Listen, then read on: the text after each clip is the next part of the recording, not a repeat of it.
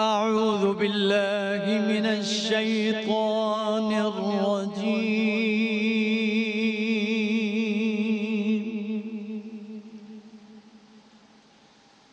بسم الله الرحمن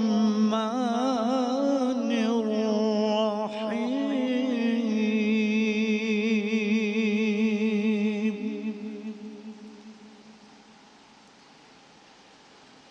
لا تجعل مع الله إلها آخر فتقعد مذموما مخذولا.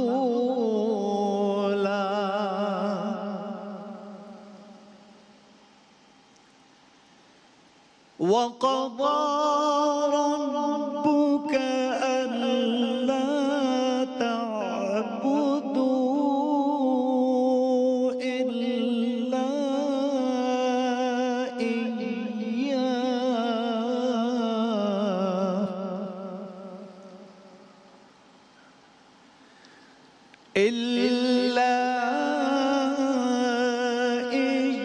إياه وبالوالدين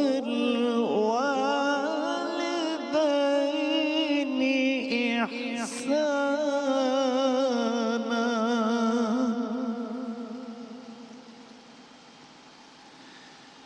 إما يبلغن عندك الكبر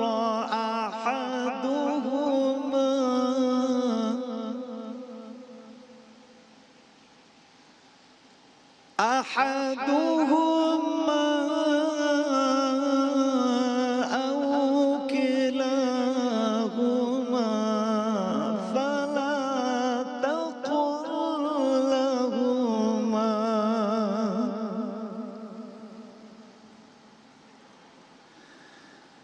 فلا تقل لهما أف ولا تنهرهما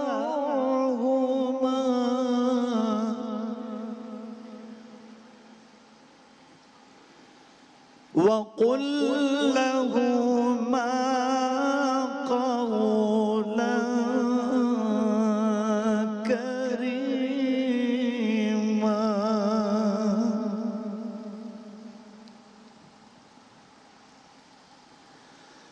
واخفض لهما جناح الذل من الرحمة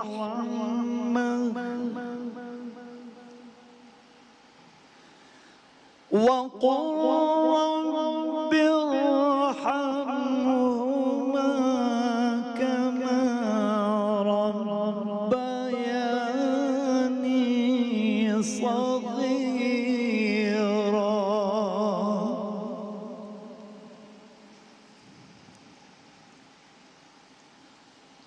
واخفض لهما جناح الذل من الرحمة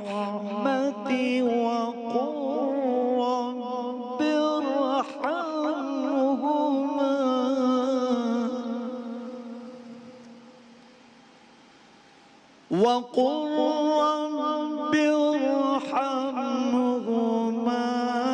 كما ربياني صغيرا.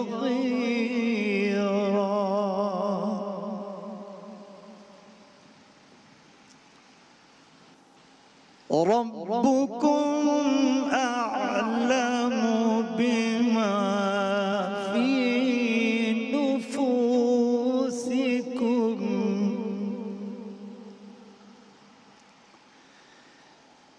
إن تكونوا صالحين فإنه كان لله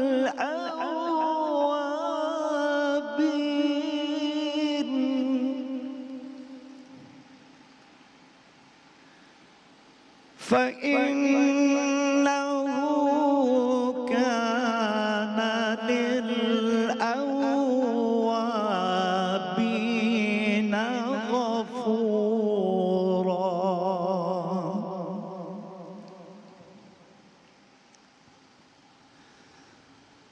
وآت ذا القربى حقه والمسكين وابن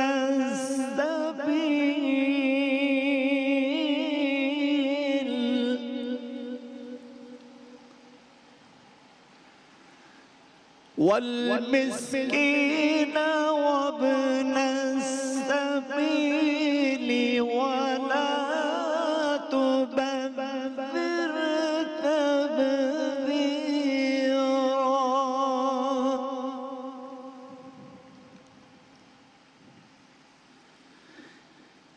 إن المبذرين كانوا إخوان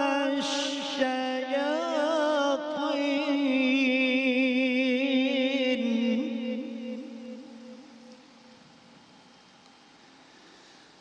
وكان الشيطان لربه كفورا.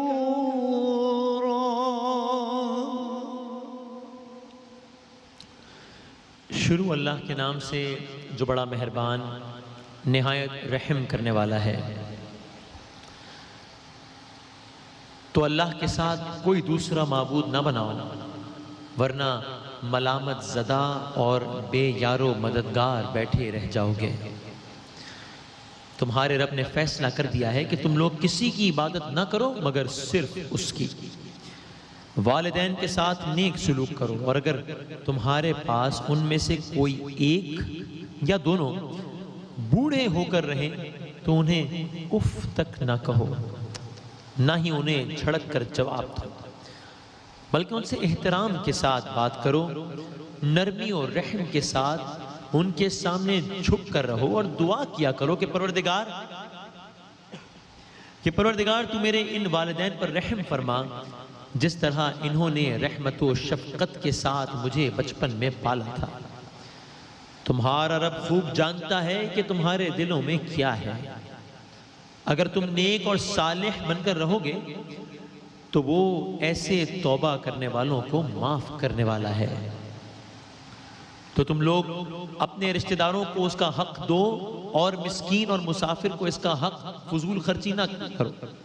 فضول خرچ لوگ شیطان کے بھائی ہیں اور شیطان اپنے رب کا ناشکرا ہے. صدق اللہ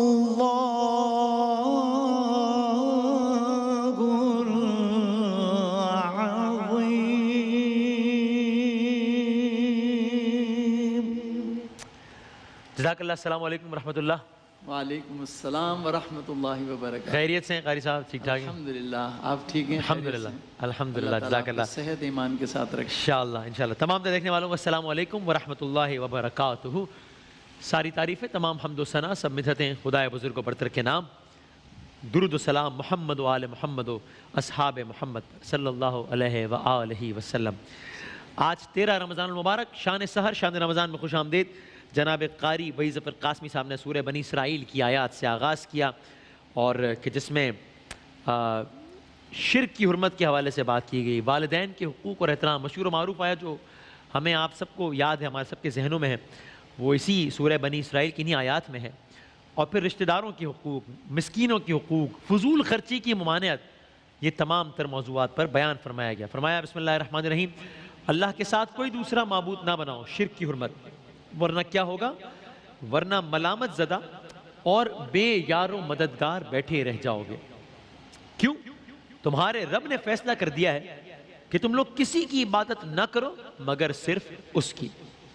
اور پھر یہ میں نے علماء کرام سے ہی سنا کہ والدین کا مقام کتنا زیادہ ہے. اس کے بہت سارے پیمانے ہیں جانچنے کے، اور اس میں سے ایک اہم ترین پیمانہ یہ ہے کہ قرآن مجید کی جن آیات میں اللہ تعالیٰ اپنا ذکر کر رہا ہے اس کے ساتھ ہی والدین کا ذکر کر رہا ہے. کہ یعنی پہلے فرمایا اللہ کے ساتھ کوئی معبود نہ بناؤ ورنہ ملامت زدہ رہ جاؤ گے، بے یار و مددگار رہ جاؤ گے۔ تمہارے رب نے فیصلہ کر دیا ہے کہ تم لوگ کسی کی عبادت نہ کرو مگر صرف اس کی، اور والدین کے ساتھ نیک سلوک کرو۔ اللہ کی عبادت کرنے کا حکم دیا اور ساتھ ہی والدین کے ساتھ نیک سلوک کرنے کا حکم دیا۔ اور پھر مزید اسپیسیفک ڈائریکشنز، اگر تمہارے پاس ان میں سے کوئی ایک یا دونوں بوڑھے ہو جائیں تو انہیں اف تک نہ کہو، یعنی یہ جملہ باقاعدہ اف کا جملہ یہ قرآن مجید میں استعمال ہوا ہے۔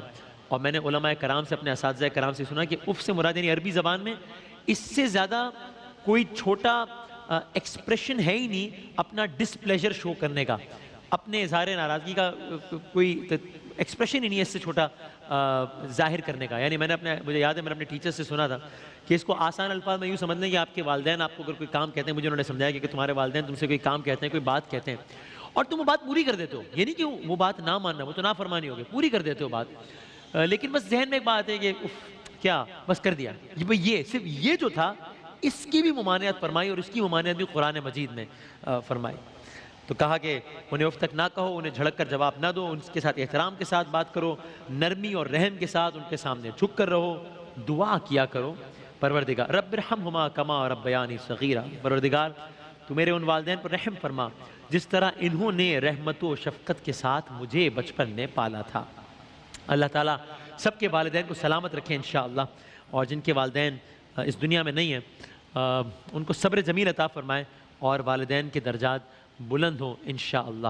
تو میں آج چونکہ قرآنی آیت میں اسی حوالے تذکرہ ہوا ہے تو میں ماں کی شان میں کلام کے 2 یا 3 اشعار پیش کر دیتا ہوں، آپ سب درود پاک پڑھ لیجئے گا۔ موت کی آغوش میں جب تھک کے سو جاتی ہے ماں،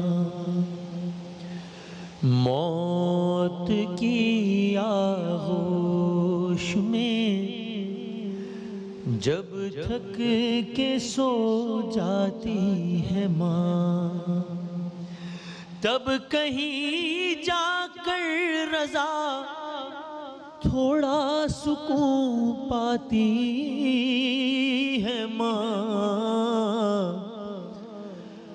اور فکر میں بچوں کے کچھ اس طرح گھل جاتی ہے ماں، فکر میں بچوں کے کچھ اس طرح گھل جاتی ہے ماں، ارے نوجوان ہوتے ہوئے بوڑھی نظر آتی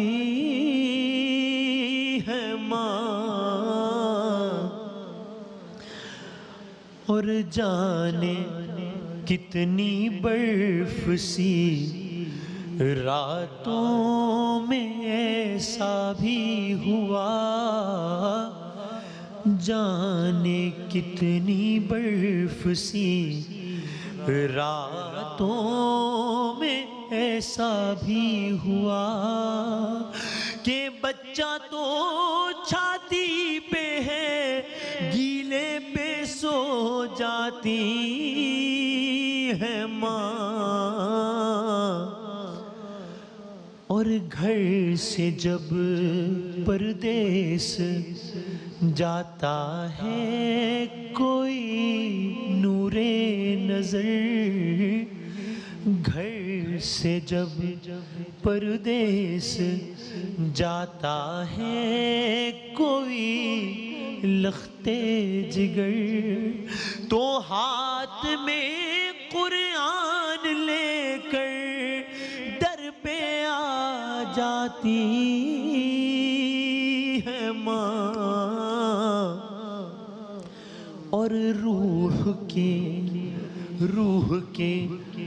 رشتوں کی یہ گہرائیاں تو دیکھیے، روح کے رشتوں کی یہ گہرائیاں تو دیکھیے، کہ چوٹ لگتی ہے ہمارے اور لاتی